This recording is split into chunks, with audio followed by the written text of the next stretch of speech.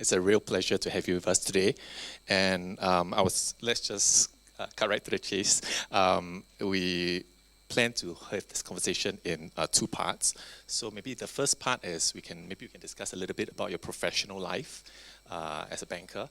And then maybe later on we can go on and talk a little bit about money management on a personal basis. Not as in personal money management, not your personal money management. And then after that, we'll open the floor to questions. So if you all have questions that you would like the Group Chief Executive Officer of OCBC to answer, this would be a good time to start thinking about some of these questions. There will be two mics, and we'll open the floor for questions later. Would that be okay? All right, lovely. Now, I understand that you've had a long and distinguished career in banking. It's almost like 40 years. And what made you decide to get into banking in the first place? Well, first of all, Dr. Tan, thank you very much for inviting me to this seminar, and good to see you all. When I look at all of you, I was one of you almost 40 years ago, because I have started to work since my graduation almost 40 years ago. And I can still remember the days when I was starting to choose a career as to where I should start and how I should start.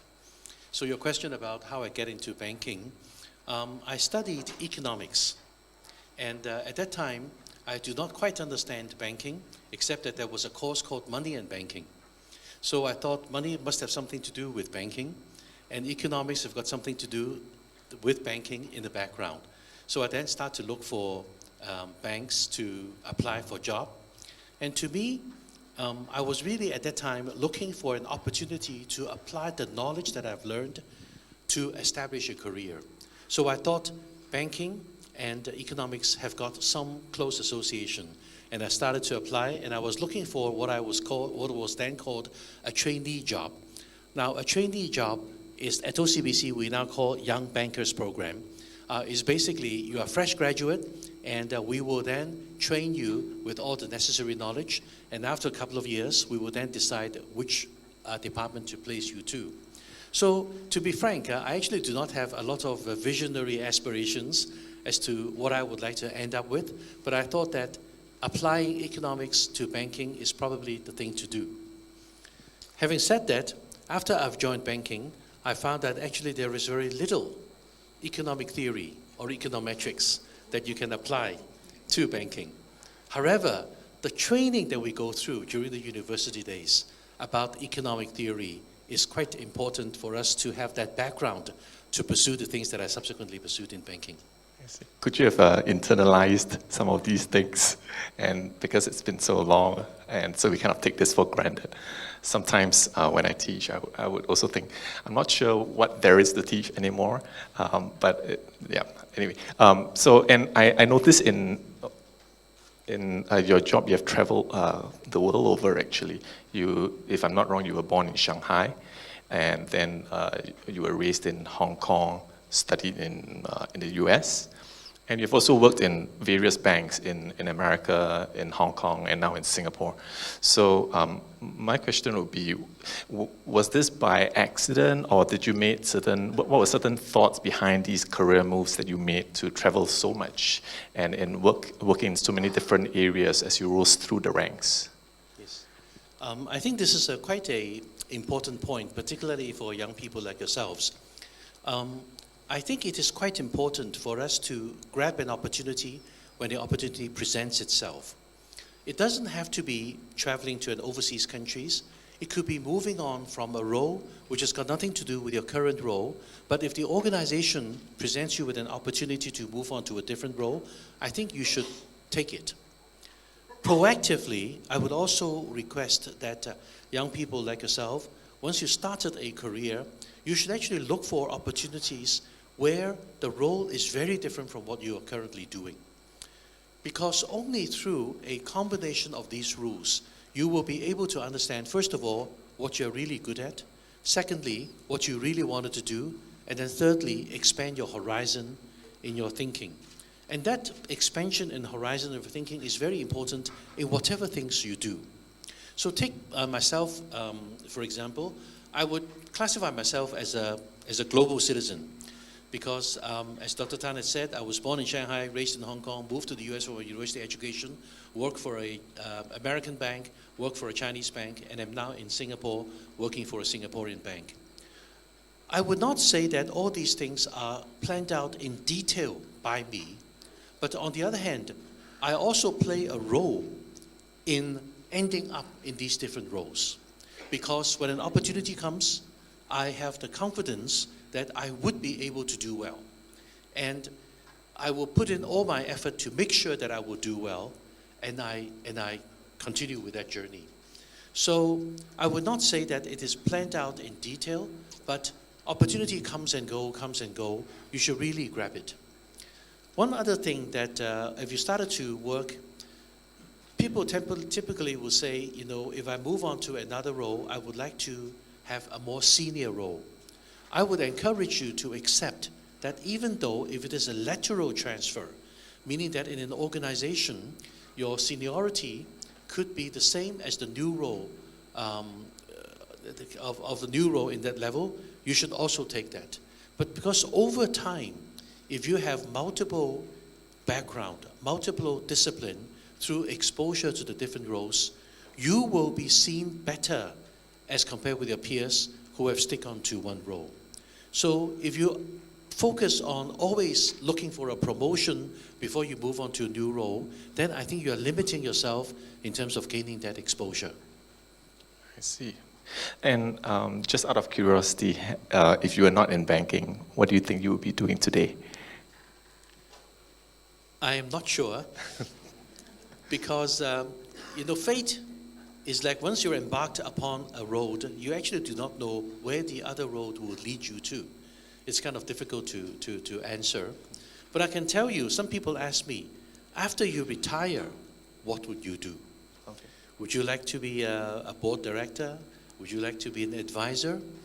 And I actually tell people that I would like to be a cook. A cook. Now, so the question is, why do I want to be a cook? Because I felt that I've working in the banking industry for almost 40 years, and banking industry is a very deep industry. The things that you do, the strategic positioning that you do, the new countries that you go to, it will be quite a number of years later before you will find out whether you have done the right thing or not. You position yourself into, in OCBC's case, into wealth management. Well, we started the wealth management journey in 2010, and this is now 2017. We started to see some good results. We branched out into Greater China, and I think we still can make improvements in Greater China in terms of the results. But that was already almost 4 years ago. To be a cook, however, is different. You buy the ingredients, you decide how to cook it, you put in all of the spices. 2 hours later, you put it onto the restaurant table and try to see what is the reaction that the customers have. Once they eat it, do they like it? Do they not like it? They are quite free to give you that. So I cannot directly answer your question as to what I would do in the event that I do not join banking. But I think if I were to retire from 40 years of banking, I will probably do something very different. Thank you. Now, there you go. You heard it here first, okay? You had alluded to some of this earlier, but what kinds of career advice would you give to young graduates of today, especially the millennial generation? Do not be too concerned about short-term frustrations. Short-term frustrations would include whether you'll be able to move on to a more senior role shortly, or your peer group may have moved on. Ultimately, accumulate as much exposure as you can. Those knowledge is going to help you in the future. So do not be too concerned about short-term frustrations and short-term disappointments. Those will come. And even if you are not able to work with your direct supervisor for a certain point in time, also remember that your direct supervisor may also move on. So you will have another supervisor who you may be able to work on. So do not give up so quickly. It's very important. Do not give up so quickly. Have confidence in yourself. If you feel that you are doing a good job, people will recognize that you are doing a good job.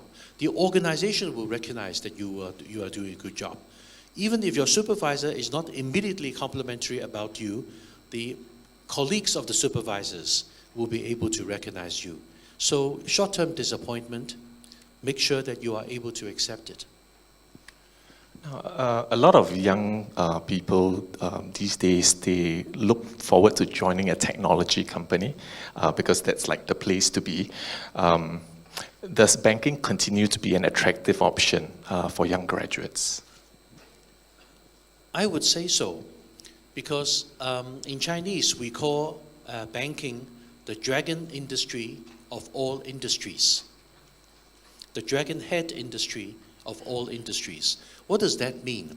Because banking pulls the different industries together in order to make it work. Secondly, if you work for a bank, you're actually exposed to multiple industries as to what role they play in society and in the economy.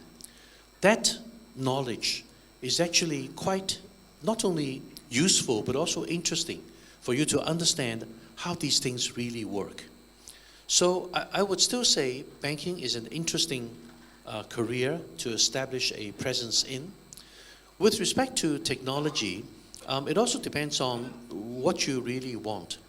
I think in technology, you see all those success stories.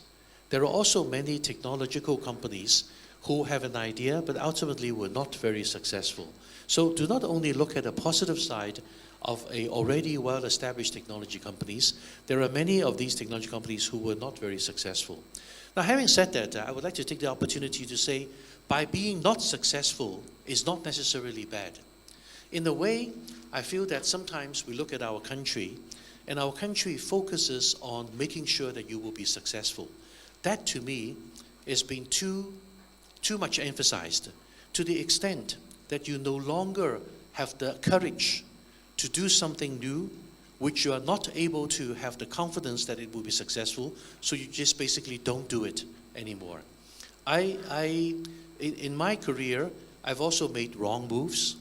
The most important thing is that you have the confidence that if you make a wrong move, you will be able to pull back yourself, look at what you've done, look at what caused the error, and then you continue to move on.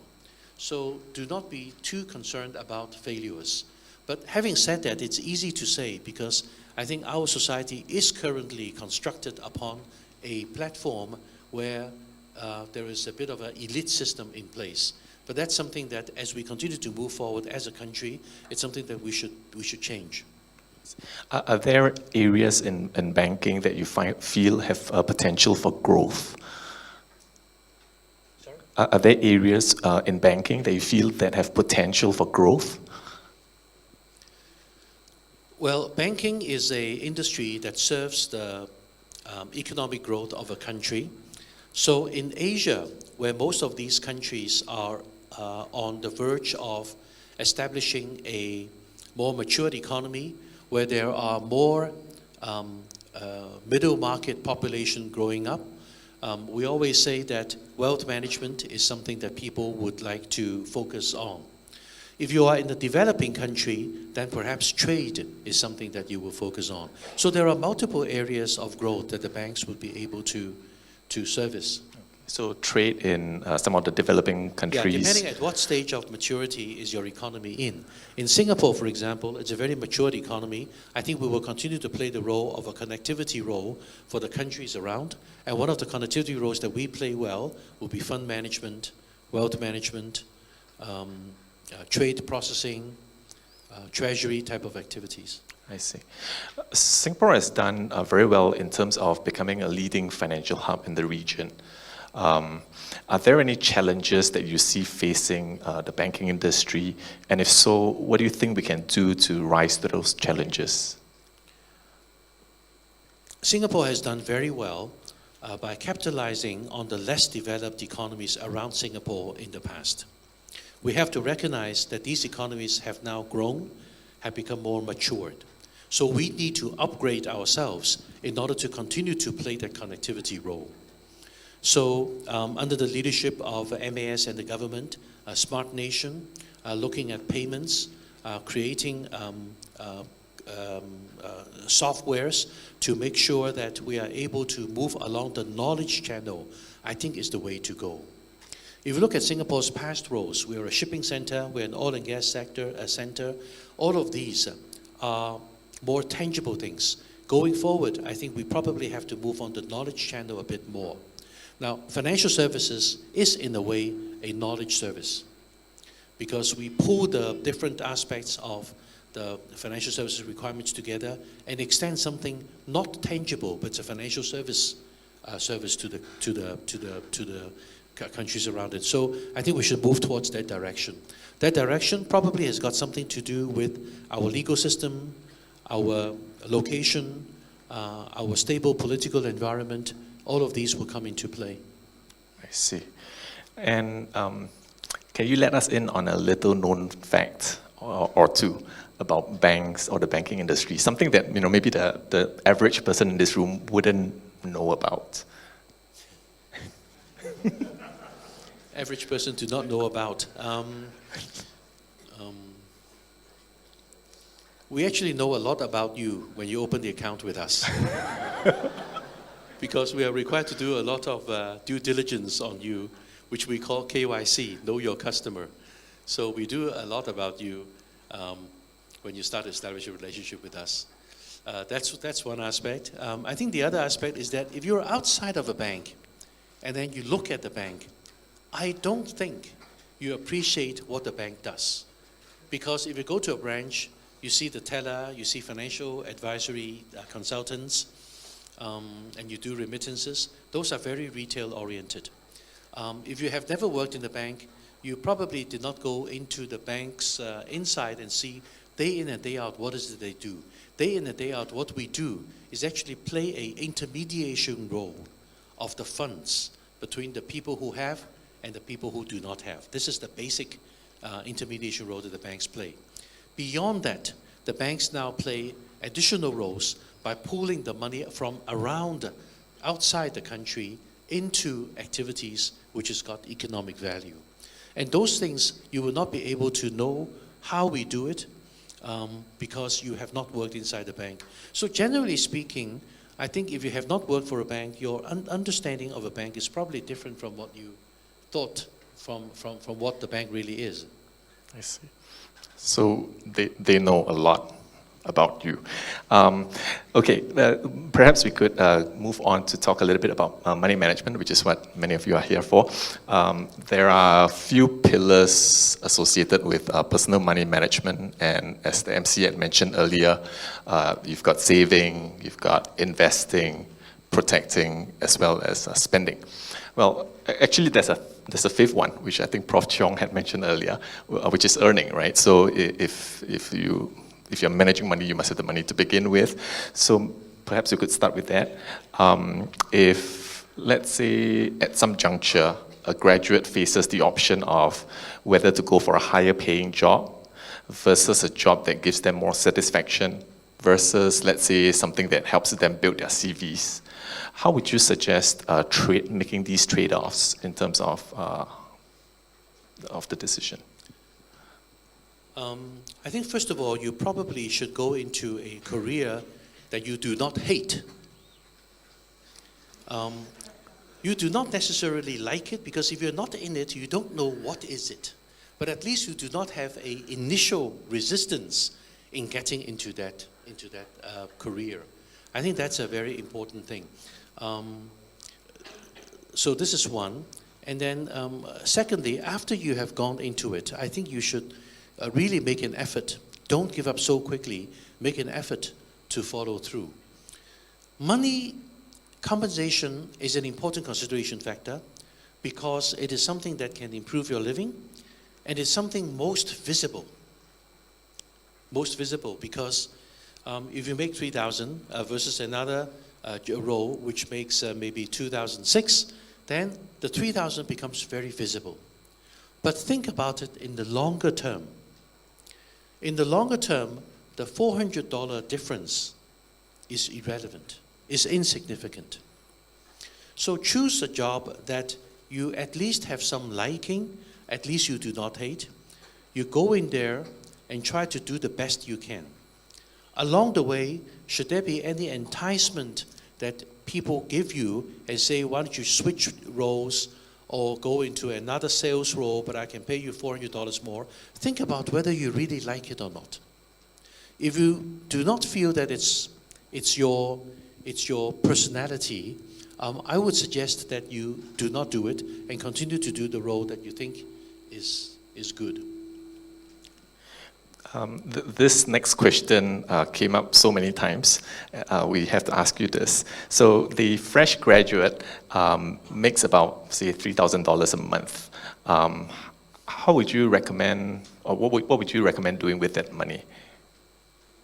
You could discuss it within the context of the savings, investing, protecting, and spending, or something else.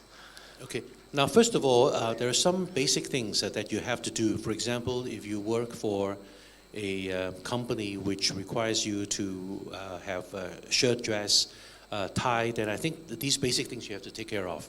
Once you've taken care of the basic things, I would suggest that you divide the remaining excess amount into 3 pots. One is that you save.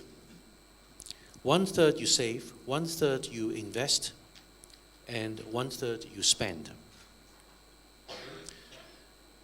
Spending is actually quite important, not as a satisfaction. Spending is also a way that you will be able to build your knowledge as to what you really want. Okay. Spending, I'm not saying just gambling spending. Spending means that if you like to buy watches, you go and buy a watch. If you like to travel, you go to travel. These are part and parcel of your life. And you should not be too stringent upon yourself. You should spend 1/3 of the excess money that you have. The other one is 1/3 you should save, because there will always be unexpected events that may come which may require you to utilize your savings to perform a certain activity. And the third point is that you should invest.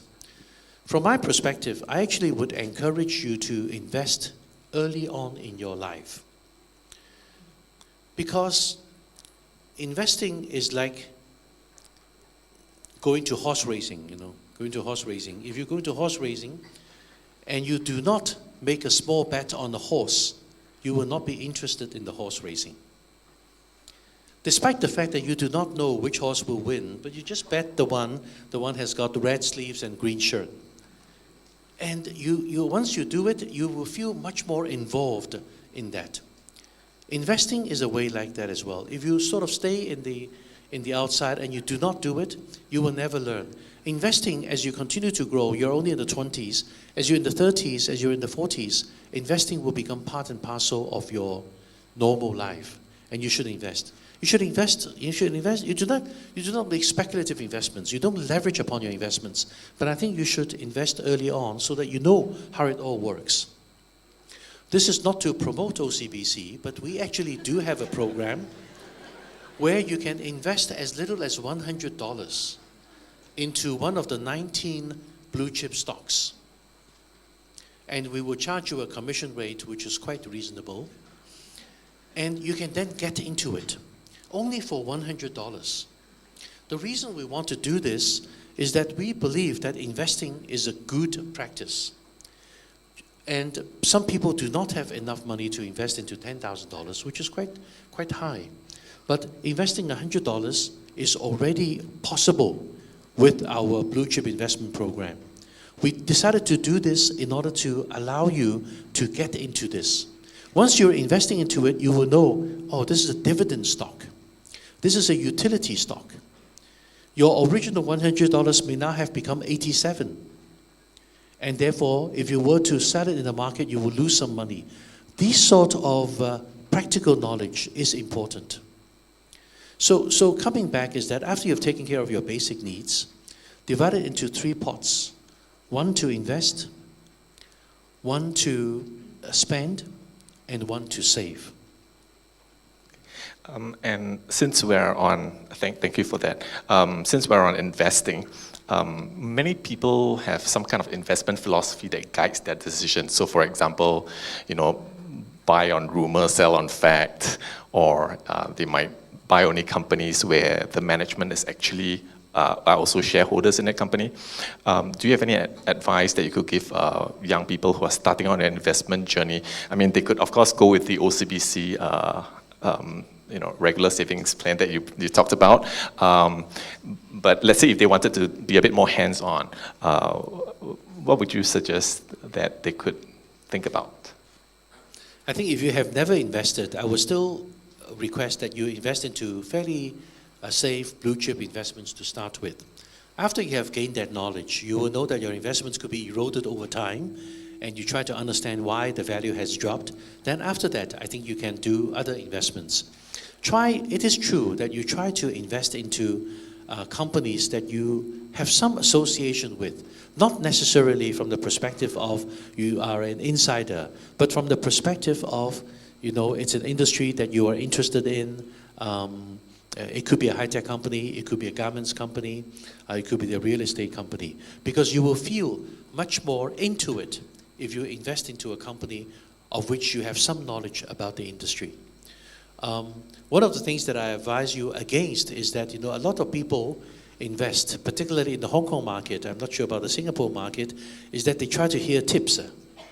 They when they are doing marketing, they heard that this housewife talk about this particular company code, 6702, now supposedly do something, and then they go and jump into it. Don't do these sort of things. Now, if that person have the tips, that person would not be at the marketing side buying the bak choy.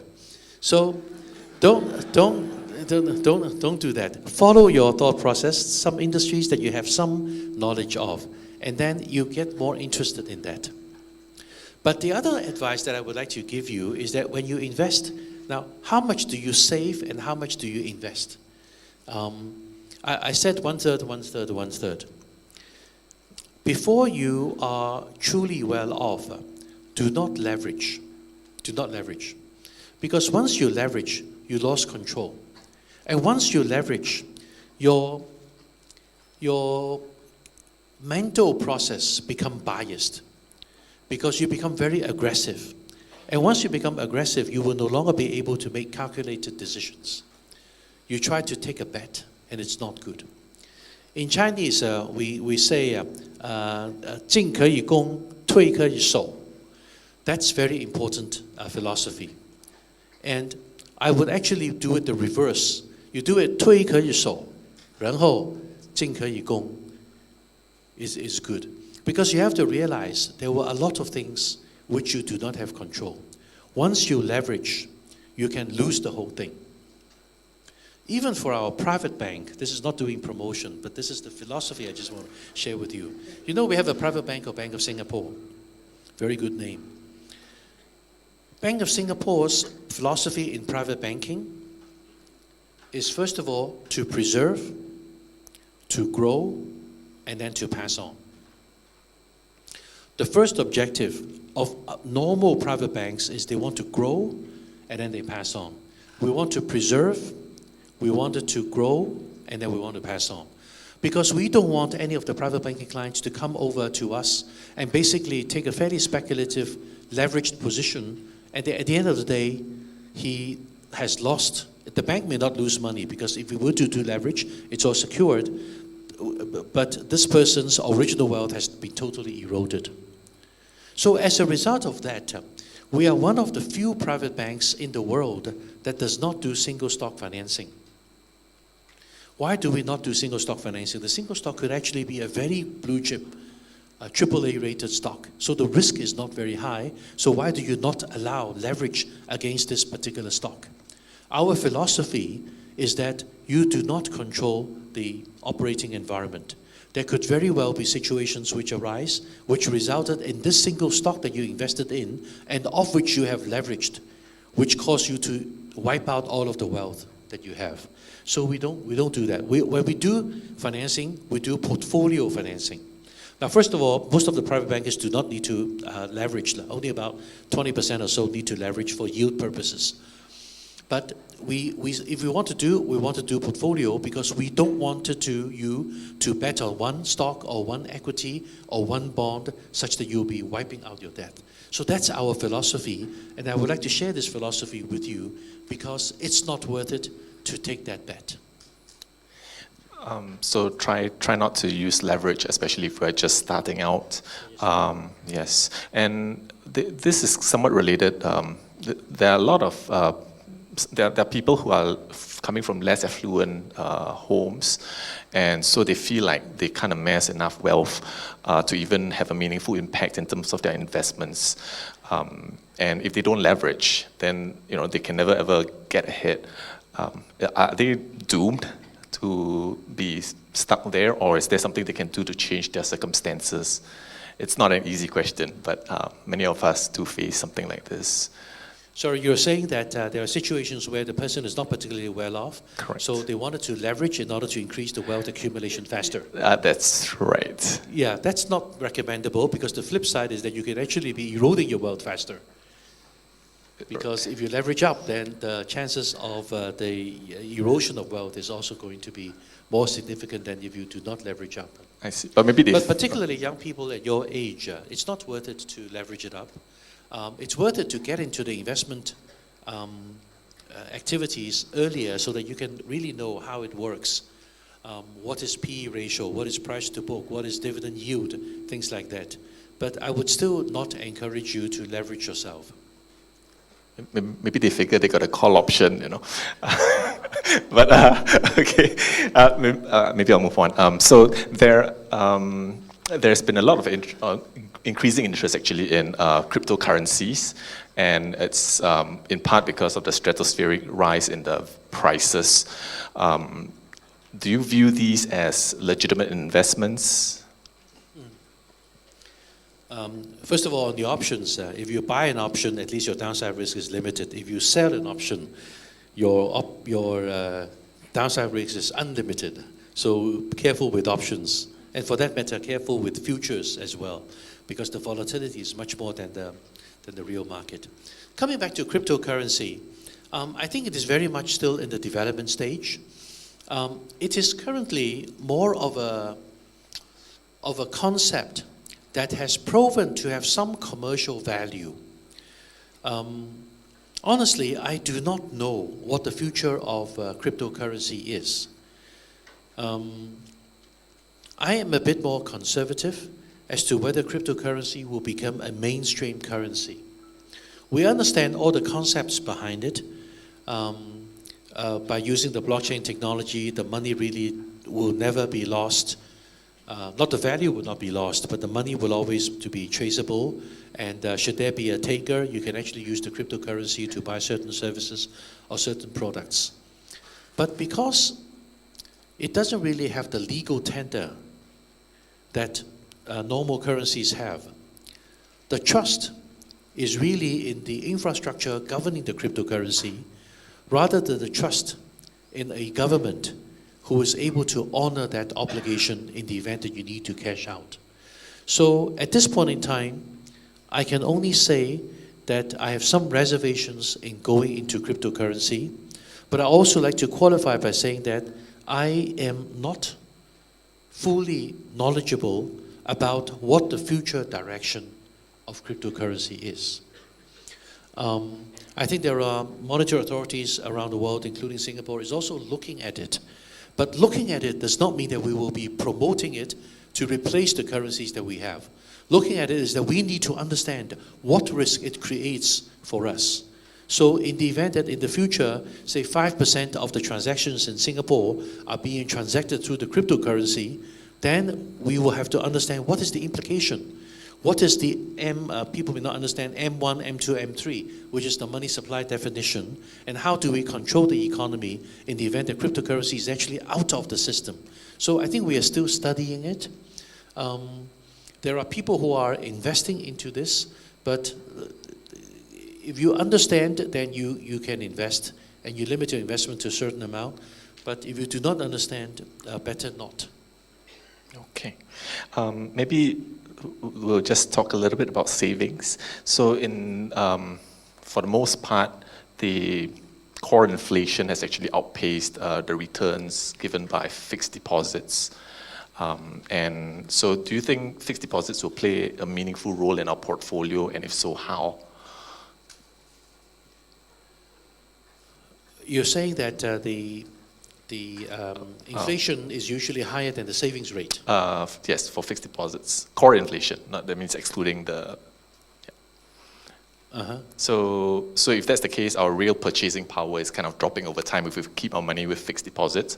So is there a role that these things play in our portfolio?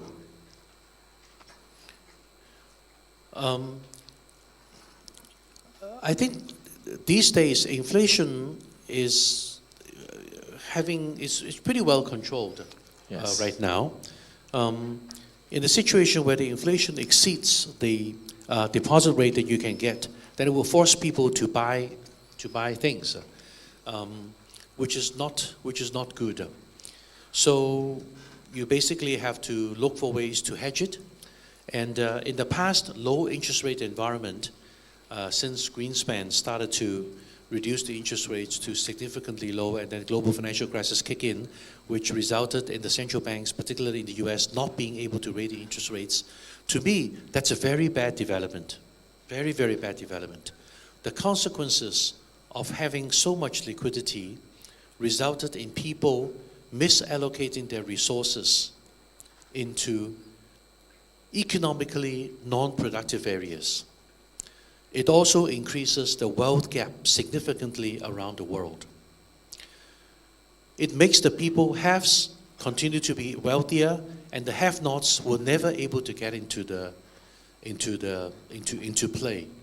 So, if you ask me, what is the major economic problem that we have faced over the past decade?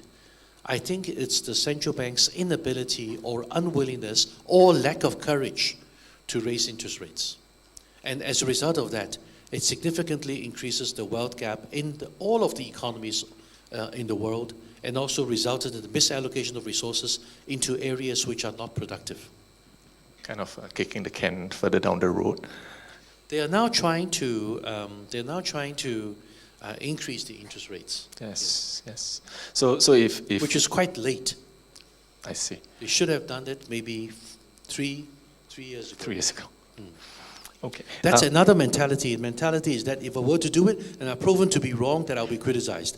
If I do not do it, nobody say anything. Can't argue that. So for protection, right? Do you remember what and here we're going to get a bit more personal here. Do you remember what your first insurance product was that you purchased, and like what motivated you to buy that? My first insurance product is out of necessity. My brother had a car, and he moved out from Hong Kong at the time. Actually, he moved to Singapore, so I inherited the car. And I realized that there was a third-party insurance that I need to purchase. So that was the third-party insurance that I purchased. And then subsequently, I have a mortgage, so I have to buy fire mortgage. But I think your question is more on investment policies through insurance policies. The first time I bought a investment-linked insurance was actually not truly voluntary, because I have a colleague, my former colleague, who lost his job. He became a insurance agent, so he talked to me and say, "Bong Bong Sao, can I purchase an insurance policy from him?" Which therefore I did, and that one has got an investment component to it. Which therefore comes to the question, because we have an insurance company, the question is whether insurance will be bought or insurance is always sold. You see, my take is that except that you are already in a fairly advanced wealth management knowledge, insurance policies, including investment component insurance policies, I think typically are sold and not bought. Meaning that you have to have somebody who will push it into you before you will buy it. Thank you for your candor. Yes. Did you regret that one?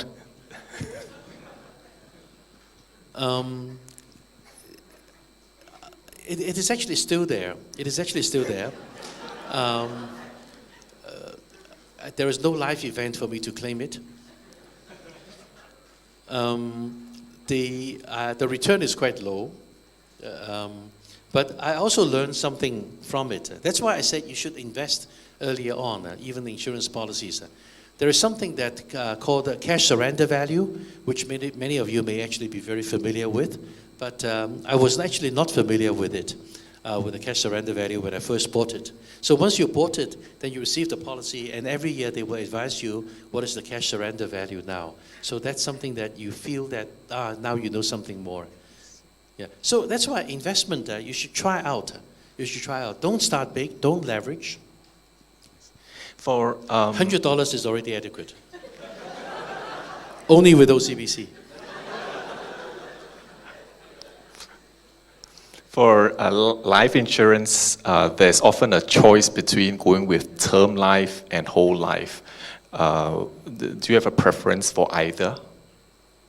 Maybe not you, but for young graduates. As a matter of fact, if you have not yet formed a family, and if you work for a commercial organization which already protects you with a term life insurance, term life is that should there be a life event that the payment will be made under, I actually do not think it is necessary to buy a term life. You could buy something called universal life, which has got a protection against your life event, but also has an investment component to it. If it's a pure term life, then it's something that typically the life event has to be death, or you lost 50% of your limbs before they will pay. Otherwise, the payment would not be made. So it's, if you already have a coverage, then I don't think it's necessary. Now, talking about insurance, I talk about universal life, which has got the investment component to it, and you can think about that. The other one is health insurance. Actually, health insurance is something that I would encourage you to take a look at when you are young. So if you're below 30, the amount of premium that you need to pay is typically fairly low. And when you're 40, it's typically pretty low. If you're already 65 or above, it's kind of difficult to buy because it's very hefty. So health insurance, because to me, the social problems that we will see going forward, as was elaborated many times by our ministers, is the aging issue. Now, do we still have enough social security in the future to address the aging population? And would our facilities be able to take care of the people in the way that the people would like it to be taken care of? I think this is where the health insurance will kick in. So I would encourage you to try to take a look at that as well as you invest your 1/3 money to see where you should invest in. I see. Maybe let's come to the last part, which is spending. So you had talked a little bit earlier about not being too hard on yourself. Are there any personal indulgences that you have? Personally, I do not have expensive habits. I am not a collector of watches. This is only my 4th watch, I think, since my high school days. Wow. And it's still working. Although every 24 hours, I think it moves a bit faster by 2 minutes. But roughly it's there. So you're getting in earlier and earlier. Yes. I do not have any personal. The thing that I like is that I like to buy cufflinks. So you see, I use cufflinks. But it's not very expensive, a pair of cufflinks. I actually do not have any particular expensive habits. I'm not into sports car. Is there like a... Do you think temperament is important when it comes to personal money management? So for example, would people with a specific kind of a disposition be like a financial disaster waiting to happen? So I mean, if they're in the crowd, then we want to like let them know that you have to be a bit more careful here, perhaps automate some of these things to fight against your natural tendencies. Yeah, temperament, I think, is something that you need to control. In other words, you cannot be too biased, you cannot be too aggressive, and you cannot be too stubborn in your investments. But we talk about career, we talk about investments. Temperament is something that you young people should always be aware. Now, some people are better able to control your emotional expression. Some people are less so, but this is some personality, and there's nothing wrong with that. But I would like to encourage that at least you understand yourself. At least you understand yourself. You understand your temperament. You understand your emotional outbursts. You understand some of those things that may make you act irrationally. That's very important, not only for investment, but in your daily lives as well. I see. This next question is, I'm asking on behalf of most of our students, because some of them may not know to ask this because they're not at that stage in life yet, but they are going to be there probably quite soon.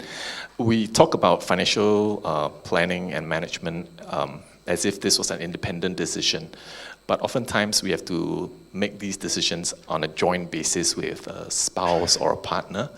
So have you seen examples of how money management with a partner is successful? Any particular practices that come to mind?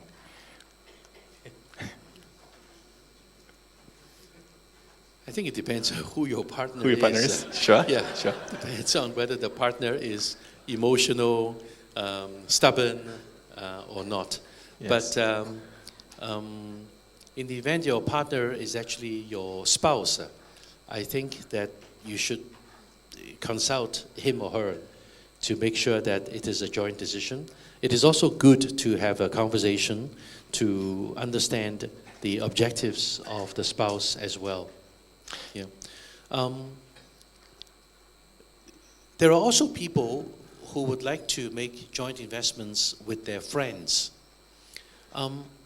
There's also nothing wrong with that. But remember that if you wanted to exit from that investments, you are pretty comfortable that the friends that you co-invest with is able to arrive at a solution. Because there are many cases that I have seen where they started to go in and make investments, but the exit decision is sometimes very difficult. And you do not have very clear framework established as to how. So normally the way to do it is probably you have odd number of people in the group, and then just by vote whether you exit or not exit. Well, with the case of a spouse, that doesn't quite work. So suppose if, let's say, the spouse, would you recommend letting the person who is more financially savvy be the, delegate most of the decision making to somebody who's more financially savvy? Is there some background in your asking this question? No. Well, well, I mean, it's of course something that I thought about in the past, but at the same time, I do think that a lot of students, they don't know to ask this because they don't know it's coming soon, right? And I thought it'd be helpful for them. Yeah, but anyway. All right, I'll move on. Now, just one last question. We had covered quite a lot of ground. We've talked about savings, spending, investments, as well as protection. Do you think one of these pillars are more crucial compared to the others in terms of financial freedom for the individual? I would not say so, because saving, spending, and investing, I think all three components need to be there. You see, you don't want to save too much at the expense of not investing and at the expense of not spending. We are here on this earth to enjoy life and to meet some basic requirements. So I think spending is something that you should do. Now, if you do not save at all when the event comes, which is beyond your expectation, then you could be caught. Investing, as I mentioned, is something that I would always encourage you to go in there early. Don't have to be big, just learn it, and then you will just expand your horizon of how does it really all work. Okay, so all fairly important in terms of... Yeah, I would not assign any one with the most important thing, but I think you need to be there. Now, when you do these three things, of course, I'm assuming that your basic requirement has been taken care of, and your basic requirement may have a component of certain family obligations as well. So make sure that you are able to take care of all the obligations that you need to take, the basic obligation, which includes your family and maybe your extended family. Beyond that, I think looking at it into one third, one third, one third is a good discipline for you to have. Thank you. Now, that's all I have in terms of questions for you. Now, perhaps we could now open the floor to questions. If you all have any questions you would like to ask Mr. Tsien. It's not every day you have a CEO of a bank, right, in the same auditorium. There are 2 standing mics on the aisles, and I think there's one that roams around.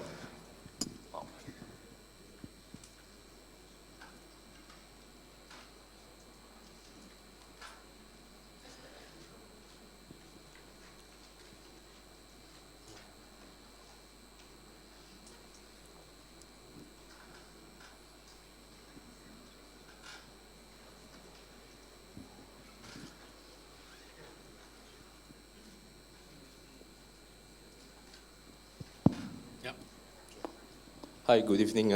I'm William from SUSS. Okay, I just want to ask 2 questions regarding somewhere along investment as well as savings.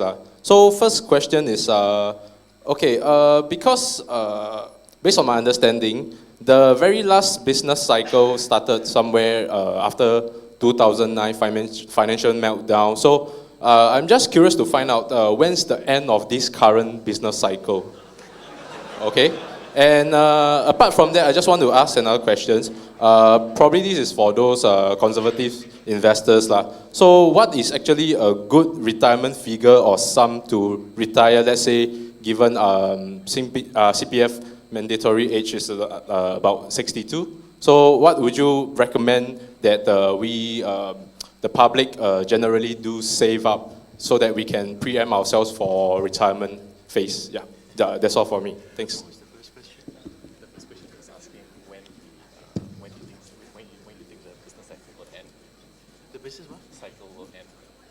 Business cycle will end. Yeah. So in other words, when will we have a crash? So typically the business cycle is about 10 years or so. Oh, when the cycle will end?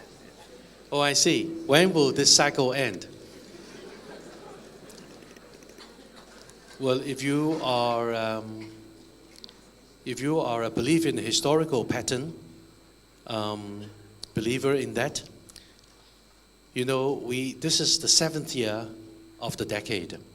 And if you look at the past, you got 1977, 1987, stock crash, 1997, Asian financial crisis, 2007, global financial crisis. This is 2017, another 7.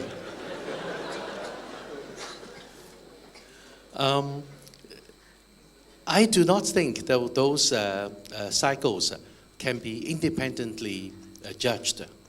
You see, when a cycle comes, usually it is caused by what we will call economic excesses,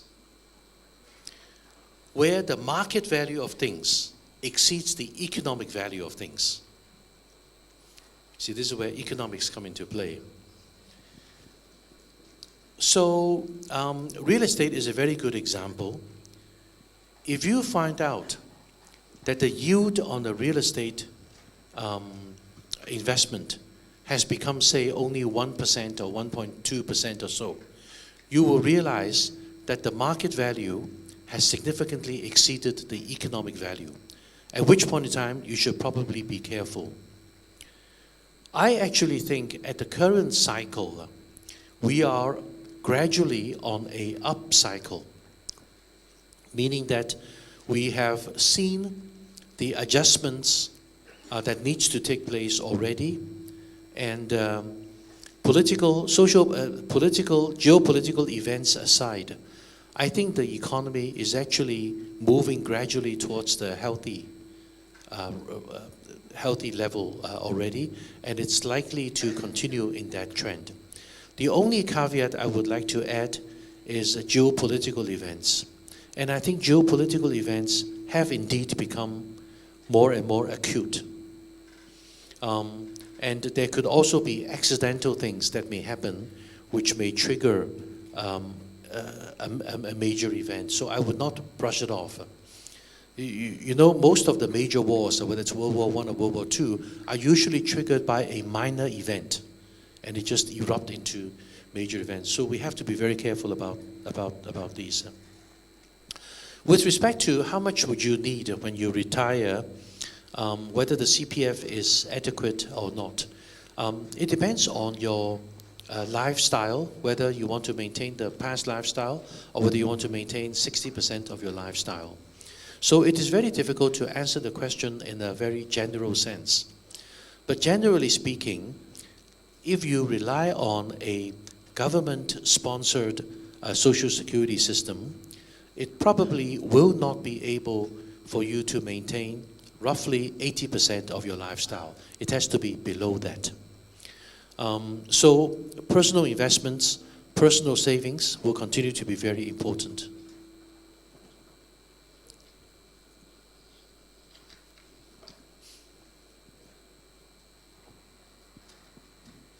Yes, please.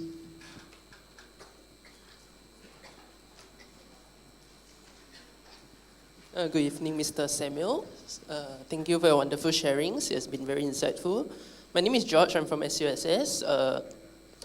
Currently, I would have around 2 questions. I have 2 questions for you, actually. The first question would be, do you believe in insurance, particularly in the protection area? Because for myself, I have actually encountered some people who don't actually believe in insurance, in particularly the protection, which is the medical coverage, because they actually have this base pyramid, which is protection first, then you go to savings, which is the endowments. Subsequently, you go to your investments, your ILPs, and etc. And the second question I have for you is, I don't understand that. May we understand a little more about your growing up years? Because this is something that is quite private, which is not on the web. So do you come from a affluent family, or how was your growing up years like? What inspired you to who was your role model in life? Yeah, that inspired you into today's your position today. Yeah, and if you don't mind me asking a third question, the third question is, I don't understand that you also entered into the $10 million earnings, which is your standing is actually similar to Mr. Wee Cho Yao from UOB and also with DBS. So do you have, if given a chance, if given an opportunity again, would you prefer to rise up in your earnings power? And if yes, why? If no, why? And what's the problems that rich people face? Yourself face. Thank you. Thank you, George. The first question is that, do I believe in insurance?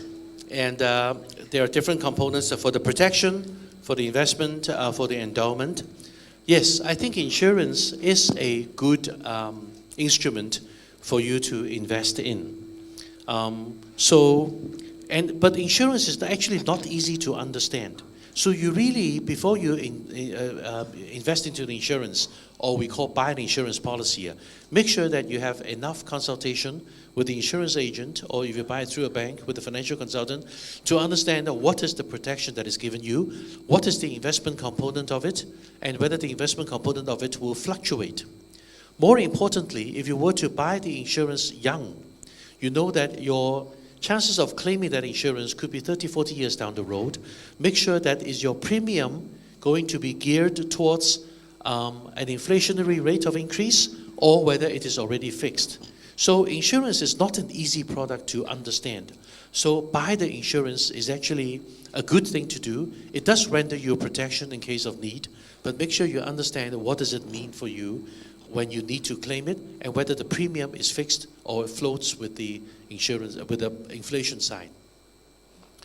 With respect to your second question, I was born in Shanghai, and I left Shanghai when I was very young, at the age of 4, and I then moved over to Hong Kong.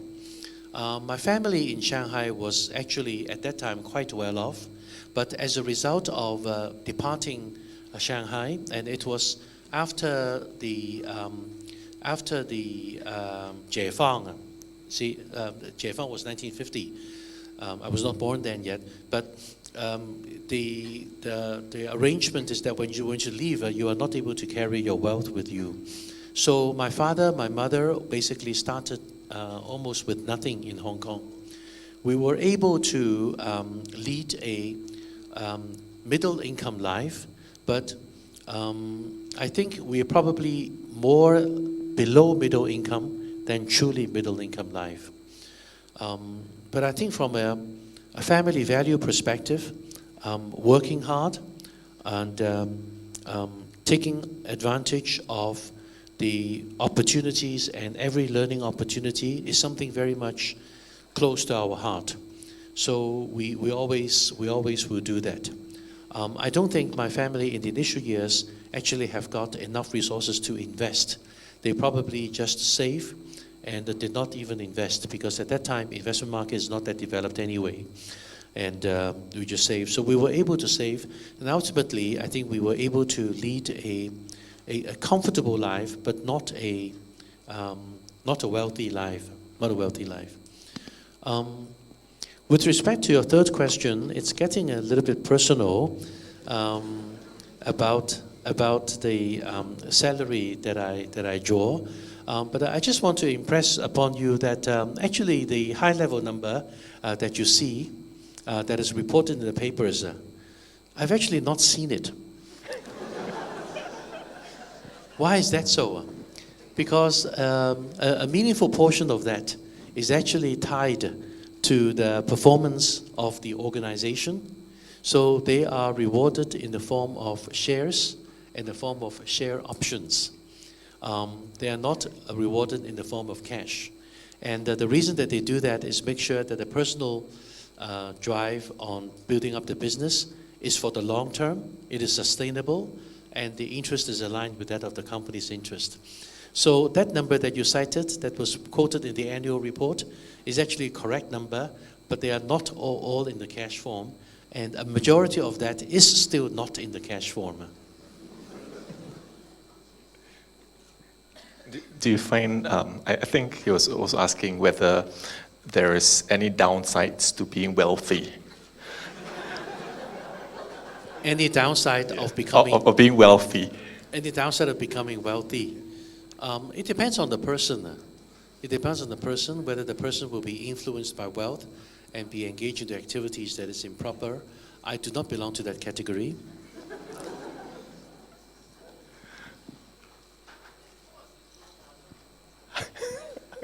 He's asking who is your role model in I guess in terms of financial life?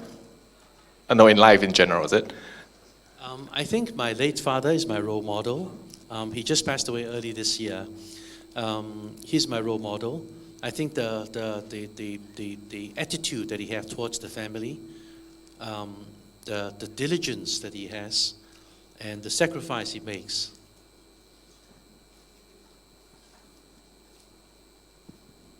Hi, my name is Jonathan. I'm from NUS. I wanted to ask a question that Dr. Tan asked earlier about fixed deposits. So what would be the purpose of including or not including them in the portfolio, because their returns are not very high? So your question is, does it make sense for you to carry your savings in a fixed deposit because the return is not very high? I think when you save, you basically want to save in a liquid instrument, and the fixed deposit is one of the liquid instruments that you can consider. Otherwise, you can also buy into government bonds, the SGS bonds, which is also a good instrument to have. So when you want to save, and when you want to save for unanticipated event, the ability to monetize that investments is very important. And fixed deposit is one of those instruments of which you can monetize at the face value and be able to deploy it. I do recognize that the interest rate of fixed deposit is probably not very attractive as compared with potentially other investments that you can make. But fixed deposits, I think from a principal protection perspective, it is really a principal protected, so you will never lose money on it. So for emergency funds, that would be a good option. for fixed deposits. You're kind of trading off the lower interest rates for liquidity. Yeah, so that means, in your opinion, fixed deposits are meant more to protect savings, not really to grow money, right? Is it more for these emergency cases as opposed to an investment purpose? Yes. Okay, Yes, I thank would you. not treat a fixed deposit as an investment. I would treat it as a savings. Thank you. All right. No, there's another question from the lady. Hi, Mr. Tsien. I'm Shi Yi, and I'm a business analytics major. I have a question, which is how does business analytics shape the way banks do investment? For instance, like make it more accurate or more reliable. Like this can be seen like as there's it's more automated now, like seen with less brokers and investment department. Get my question? Sorry. Could you rephrase? Yeah, okay. So I mean, business analytics. How does it shape the way banks do investment at the moment? Like, how does it play a part? Yeah. Business analytics. You talk about business analytics Yes. to see what role does it play for the banking business. Yes, because it's more automated these days. The banking service are more automated, and there are less brokers, etc. So how does business analytics play a role in the banking industry? Analytics actually play quite a role in it. We have a special dedicated department to work on our data analytics, which includes the customer data, customers' transaction data, as well as the portfolio data. So pick an example on the portfolio, the credit portfolio that a bank has, because we do lending business, and we have a portfolio which is made up of all of the lendings that we make. So what we will do is that we will analyze from that portfolio to see could there be any potential risks that is embedded in the portfolio that is not able to withstand a shock. So those will be one of the data analytics that we do. Another one is on revenue generating.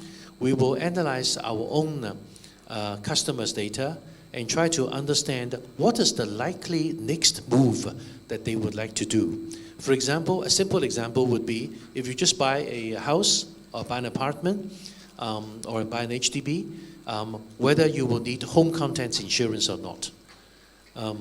So those are the things that we do. It helps you to understand quite a bit as to what is it in your portfolio.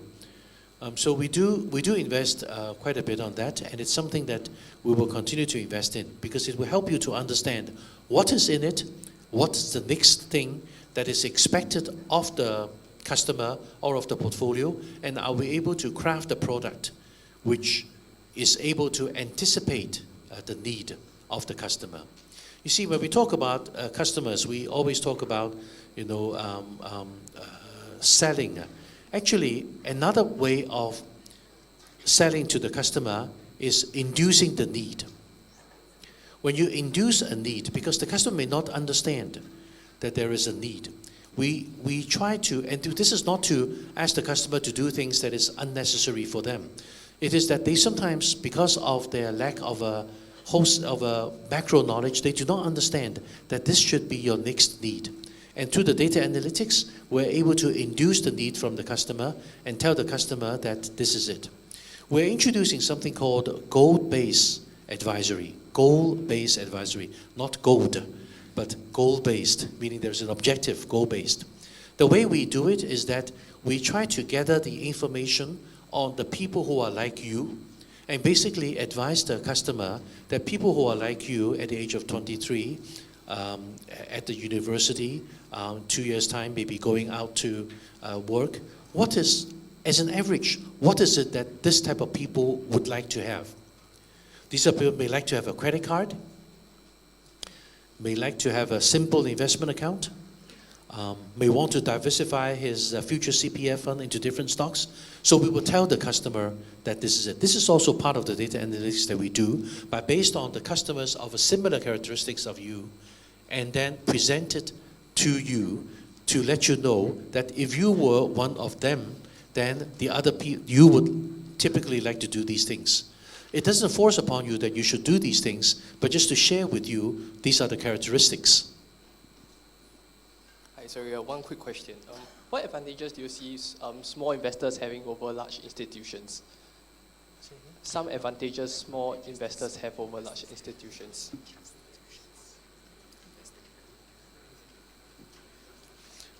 What advantages would small investors have over large institutions? I don't think small investors have advantage over large, but neither do I think large institutions have advantage over small investors. Right, because What is the background of your question? because in the recent spate of delistings on the SGX as well as the consolidation of companies, so one thing I noticed about was the offer for United Engineers that was like at $2.60, which was slightly below the market traded price of $2.75 or $2.80. So yeah, how does small investors navigate this view where we are kind of like offered a lower price than the market price? We are kind of getting lowballed in a sense. Sorry, you're commenting on a particular stock that you have experience with? Yeah, just an example would be United Engineers. So OCBC sold their stake at $2.60, which is below the market traded price. So I'm just wondering, like, how does a small investor like navigate through these I see. corporate decisions? Yeah. I see. I would not like to comment on this particular stock because we were closely associated with it, so it may lead to more controversial discussions later. But generally speaking, if you were divesting or buying a block of shares, through that block of shares, you actually will have influence over the future direction of the company, such as you're able to appoint directors to the board. That is worth something. That is worth something. Therefore, you may be willing to pay a higher price for that. Retail investors do not have such considerations because retail investors, they're just buying and selling maybe for the financial return. But institutional investors if they were to buy a large chunk, they actually may have other reasons in mind. One of the reasons I cited is they may be able to send 2 members to the board. Another reason is that it could have some synergy value with the institutional investors' other businesses of which they're previously invested in, and they may be able to combine it. So the consideration factor could be different from that of a retail investor. Right. Okay. Thanks. Okay?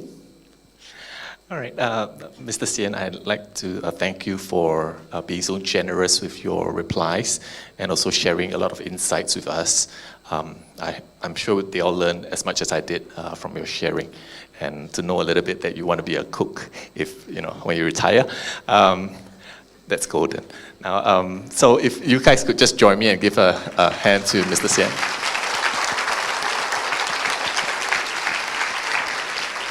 Well, thank you. Thank you very much. Thank you for giving me the opportunity to have interaction with you. You belong to the millennial. You may be interested that I recently actually wrote an article on millennial expressing my personal views on people like yourselves as to who you are, why you do the things the way that you did, what is it that you were looking for. Interesting article. You may want to take a look at that and to see whether you agree with it or not.